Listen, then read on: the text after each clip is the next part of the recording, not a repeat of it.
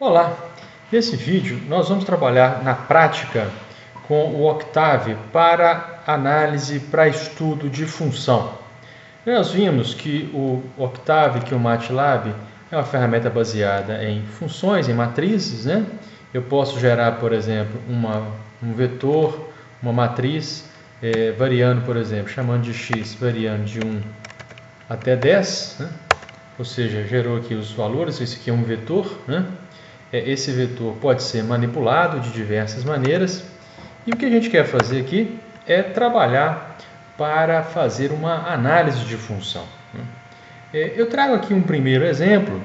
Nos vídeos anteriores nós já tínhamos algum estudo dessas funções, mas eu trago aqui um roteiro para a gente poder trabalhar. Nesse primeiro roteiro, na primeira função, eu tenho aqui dois comandos. O comando CLC, que limpa a tela, ele simplesmente tira o conteúdo que foi digitado, né? Então, como eu tinha digitado anteriormente aqui, x recebe de 1 até 10, o CLC ele simplesmente tira esse conteúdo que foi digitado, né? A variável criada, a variável x e outras mais que eu venha a criar, elas ficam aqui no ambiente de trabalho. E como é que eu limpo essas variáveis que foram criadas? Basta utilizar o comando clear.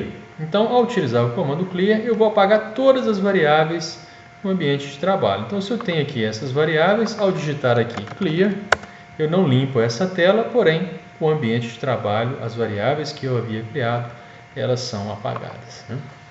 Bom, imagina então que eu quero conhecer a função x ao cubo menos x menos 1. Eu posso plotar essa função usando valores de x variando de menos 5 até 5, por exemplo, né? Então, eu vou gerar aqui um vetor x, né, onde vai variar de menos 5 até 5, pulando de 1 em 1, ou seja, menos 5, menos 4, menos 3. Eu vou até tirar esse ponto e vírgula aqui para a gente poder ver, né? E depois eu vou gerar aqui os valores de y correspondentes. Eu vou copiar isso aqui, ó, copiando e colando. Gerei os valores de x, variando de menos 5 até 5, né? E depois eu quero gerar os valores de y correspondentes a esses valores de x, ok? Então eu vou plotar aqui, eu vou digitar aqui, ó, y igual a x ao cubo menos x menos 1. Lembrando que eu pus aqui, ó, um ponto, né? Esse ponto é porque eu quero que, uma vez que x é um vetor, eu quero que cada um desses elementos aqui, cada um desses coeficientes desse vetor, seja elevado ao cubo, subtraído dele mesmo, depois subtraído de 1. Se eu tirar esse pontinho aqui, o que o Octave vai entender? Ele vai entender que eu quero multiplicar o vetor x por ele mesmo, uma vez, duas vezes. Não é isso. Eu quero pegar o menos 5, elevar ao cubo, subtrair o número por menos 5 e depois subtrair o número por menos 5, né, na verdade, depois por menos 1. Então é isso que ele fez. Ele pegou menos 5 e elevou ao cubo. Depois pegou esse número e subtraiu de menos 5, ou seja, somou 5. Depois subtraiu de 1. E fez o mesmo para cada um desses números aqui. E depois eu vou plotar esses números, né? Eu vou plotar cada um desses valores. Eu vou plotar o x e o y e pedir um grid. Eu vou mandar executar, é aqui que a gente trabalha, né? Executar esse arquivo está aqui, né? Eu vou executar e ele está gerando para mim o gráfico. Gerou o gráfico aqui. Bom, quem conhece essa curva, né, x ao cubo menos x menos 1, sabe que ela tem uma cara aparentemente diferente dessa que nós estamos vendo aqui, né? O primeiro ponto é que ela está muito quadrada. A gente pode trabalhar com um zoom aqui, olha só que interessante. Eu vou dar um zoom aqui. Olha, tá vendo que ela está cheia de retas? O que ela fez? Ela simplesmente uniu aqueles valores que eu havia... Aqui eles apagaram, né? Porque eu usei aqui o CLC e o Clear. Mas aqueles números que eu tinha, ele simplesmente ligou, conectou aqueles números. Para eu mudar, para eu melhorar a resolução desse gráfico, o que eu posso fazer é o seguinte. Ao invés de gerar poucos números, como eu havia feito aqui, eu vou gerar novamente. Ao invés de gerar poucos números, como eu havia feito aqui, eu posso gerar ainda números entre menos 5 e 5, porém, ao invés de espaçá-los de 1 em 1, eu posso espaçá-los de 0,5, por exemplo, né? Eu gerei muito mais números, né? E aí eu vou fazer o mesmo aqui agora para gerar o y, né? Eu tenho que gerar, perdão, tem que copiar tudo. Eu tenho que gerar um vetor de y que seja do mesmo tamanho de x. Então, se eu tinha aqui 21 números para x, eu vou ter que ter 21 números para y. E aí eu posso plotar o x e o y. Aqui está a curva, né? Eu vou pedir novamente para colocar a grade. Agora eu chamo a atenção que ela está uma curva um pouco mais suave, ela não está tão quadrada, né? Mas ainda assim a gente vê algumas retinhas aqui. Para melhorar ainda mais essa resolução, aí eu vou me valer desse recurso aqui. Eu tinha feito de 1 em 1, depois de 0.5 em 0.5, agora eu vou trabalhar de 0.1. Né? E aí eu vou executar esse script que está aqui. Bom, aí agora a resolução ficou um pouco mais interessante, né? Ficou bem mais interessante.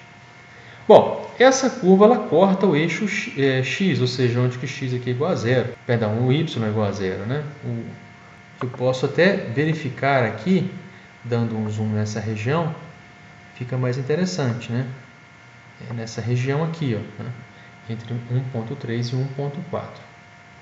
Bom, eu posso reamostrar essa minha curva usando a função axis, né, para alterar essa escala. Né? Então eu vou gerar de novo tudo que eu fiz aqui e vou gerar agora a minha curva variando, o x variando de menos 4 até 5 e o y variando de menos 4 até 4. São valores arbitrários que eu escolhi a dedo para que eu tivesse esse efeito que está aqui, ó, que eu conseguisse pegar esse efeito que está aqui. A curva ela continua completa, eu continuo aqui podendo fazer um zoom out, aqui, ó, veja, eu posso ir afastando, né? Todos os números gerados continuam aqui, ok? Mas o que eu fiz foi mudar a escala, porque mudando a escala me permite estudar melhor a minha curva, me permite verificar essa questão que eu queria ver aqui, ou seja, eu tenho aqui um pequeno detalhe, né, nessa região entre menos 2 e 2, que ficava completamente diluída na curva anterior, ok? Então a gente pode, usando essas ferramentas de zoom in e zoom out, né, posso aproximar a curva, posso afastar da curva, né, veja que aqui agora ficou bem distante, assim como era o original, né? Então eu posso fazer aquele zoom in e zoom out, né, e poder fazer isso tudo que eu julgar necessário, né? Vamos ver aqui agora um segundo exemplo de uma outra função. Olha que interessante. Eu tenho aqui um valor de x, né, no eixo x, variando de 0 até 4 vezes π, lembrando que π é uma variável, né? Eu estou pulando de 0.1 em 0.1. E vou gerar o seno desse valor, né? E vou plotar aqui então o t e o z, são essas duas variáveis, e vou colocar aqui uma legenda para essa minha curva, vou chamando de seno. Executando aqui então, plotei aqui a curva de seno, né, variando de 0 até alguma coisa aqui perto de 12, 13, né, e coloquei aqui a minha legenda. Da mesma maneira eu posso fazer um zoom, né, tanto in quanto out, sem problema, né. Posso movimentar a minha curva, né, sem problema, ok? E posso colocar, e aí que entra uma coisa bem interessante, eu posso colocar mais de uma curva, né? Então, se eu quiser colocar uma segunda curva, eu vou comentar esse código aqui e vou descomentar este de cá. Ou seja, além aqui, perdão, faltou comentar isso aqui também. Além aqui de ter a minha função seno, eu vou ter a minha função cosseno. Vou plotar agora tz, tz é a função seno, e vou plotar tw, veja, t continua sendo aqueles mesmos valores de x e w agora vai ser o cosseno daqueles valores que eu joguei lá em x. E vou colocar uma legenda, né? Seno e cosseno. Salvo o meu arquivo, eu posso salvar aqui, né? E vou executar. Executando, tenho aqui agora o seno, está em azul, né?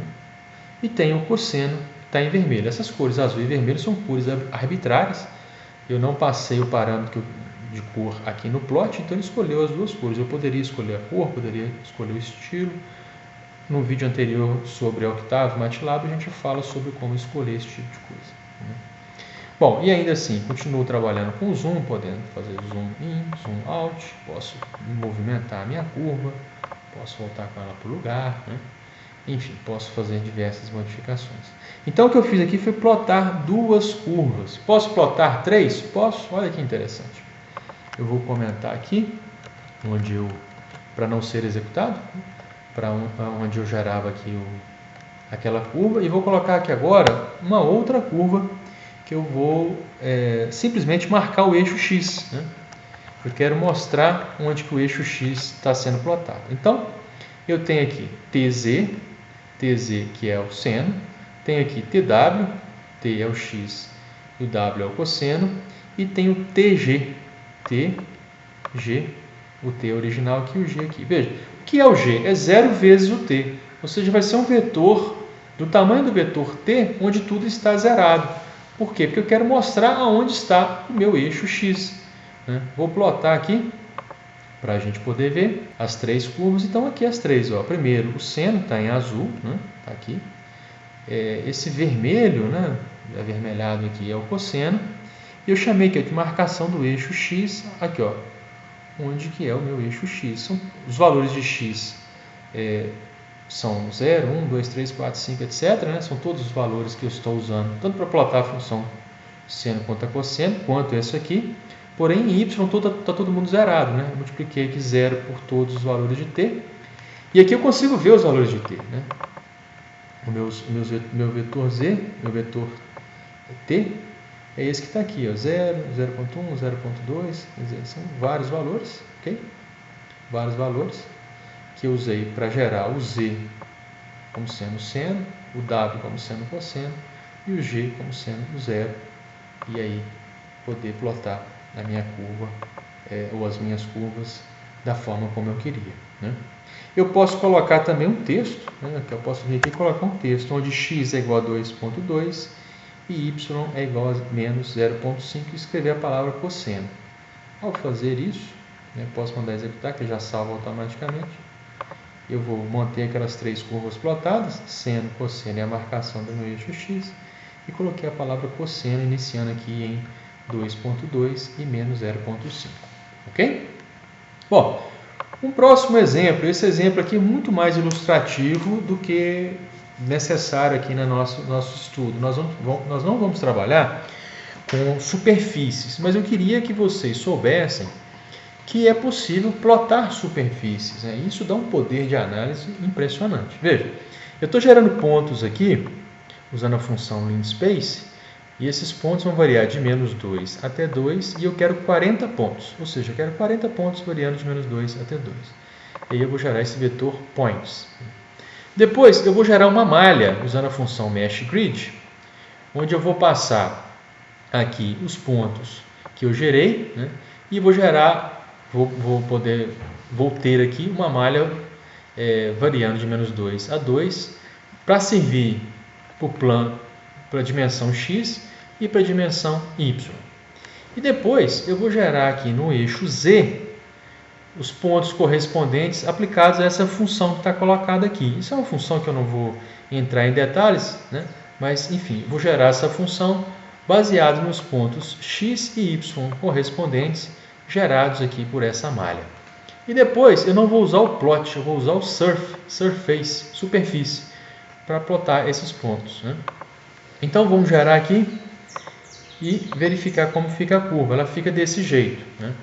Eu insisto, eu não quero aqui entrar em detalhes de como trabalhar com superfícies, eu vou deixar aqui somente esse incentivo, mas o grande ponto é o seguinte: eu aqui consigo movimentar essa curva, como eu fiz na anterior, e consigo também rotacionar essa curva, né?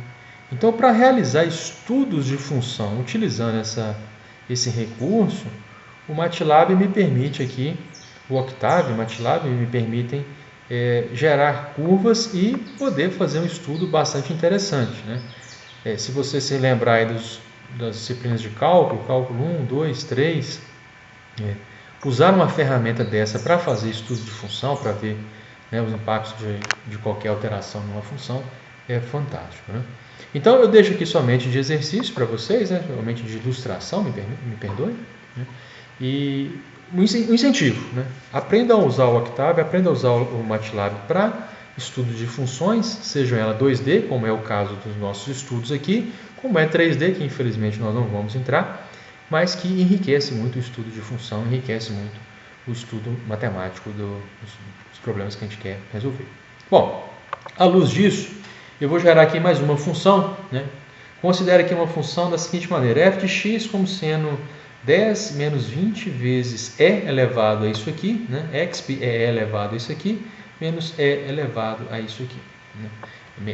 0,2 vezes x, e no primeiro caso, e aqui no segundo caso, menos 0,75 vezes x. E essa função, essa fórmula, ela foi retirada de um problema prático, né?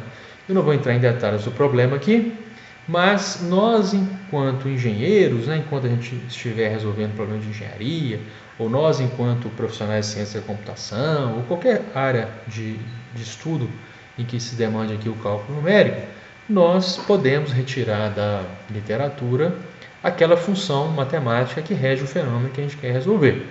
No caso aqui, eu peguei arbitrariamente essa função, né? E como eu sei que essa função aqui, ela pode, o domínio dela, né, o x pode variar tanto nos números negativos quanto positivos, eu estou colocando arbitrariamente aqui variando de menos 10 até 10. Eu estou usando as palavras arbitrárias aqui porque depende de entender um pouco mais dos detalhes do problema. E como eu não estou aqui focado no problema e sim em como manipular a função, eu não trouxe esses detalhes para cá, tá bom? Mas se você for resolver um problema de engenharia civil, engenharia elétrica, de química, de física, etc., etc., a própria literatura vai te dar sugestões. Você vai saber, né, você profissional da área vai saber ter uma ideia de que valores você pode lançar, qual é a função que você vai ter que utilizar, que vai ter que resolver e por aí vai. Bom, então aqui eu chamo a atenção de vocês para colocar o ponto antes do vezes, né, para que ele não se confunda, né, para que a operação aconteça entre os coeficientes do vetor e não o vetor pelo vetor, né. Tem os valores arbitrários aqui de x, tem os valores, tem a minha função aqui, e basta plotar, né. Então eu ploto a minha função e aí eu posso começar a minha análise. Mais uma vez a gente nota aqui, se vocês me permitem, a gente nota aqui que a função ficou um pouco quadrada. Significa que o espaçamento entre os pontos ele está grande. Eu posso diminuir esse espaçamento, 0,1, 0,01. Isso aí vai depender do que eu quero, do estudo que eu quero fazer dessa minha função. E aí eu faço esse maior espaçamento, vejo que a curva fica um pouco mais suave, né? E ela é uma curva decrescente, né? Vai se aproximando aqui do zero, do eixo do zero. Pode ser que toque, pode ser que não. É esse tipo de coisa que a gente pode estudar, é esse tipo de coisa que a gente pode tentar descobrir aqui, realizando uma análise da função. Claro que a gente pode fazer isso aqui via métodos numéricos, etc., mas para obtenção de raiz, por exemplo. Mas vocês se lembram que a própria obtenção de raiz ela é precedida de uma análise da função. Eu primeiro tenho que analisar a função para saber se ela tem raiz, em que regiões ela tem raiz, etc., etc. Para a gente terminar, eu trago aqui uma outra função, mesma maneira, uma função arbitrária, onde eu tenho que f de h, eu chamei de h. Esse f de h, perdão, é π vezes h ao quadrado vezes 3 vezes r menos h dividido por 3. Então, é uma função aqui, né, em função, né, tem aqui uma formulação matemática, em função do h. Esse r aqui é uma variável que foi dada, r vale 10. Né? Então, eu gero aqui h variando de 0 até 10. Esse h aqui, o problema diz respeito à altura. Como eu não tenho altura negativa, eu começo de 0 até 10. Eu seto minha variável r para 10 e coloco aqui a função que eu tinha aqui em cima. Bom, executando aqui então, eu tenho a função pretendida, plotada. Eu posso dar um zoom aqui nessa região aqui inicial. Mais uma vez ela está quadrada, eu posso aumentar aqui o espaçamento, colocar um 0,1 na frente e executar novamente, de tal maneira que eu consiga agora perceber uma resolução um pouco mais interessante. E aí eu posso fazer o estudo que eu julgar necessário, ok? Bom, ficamos aqui. No próximo vídeo nós vamos tratar um pouco mais sobre estudos de função, em particular cálculo de derivada e etc. Um abraço, bons estudos e até lá.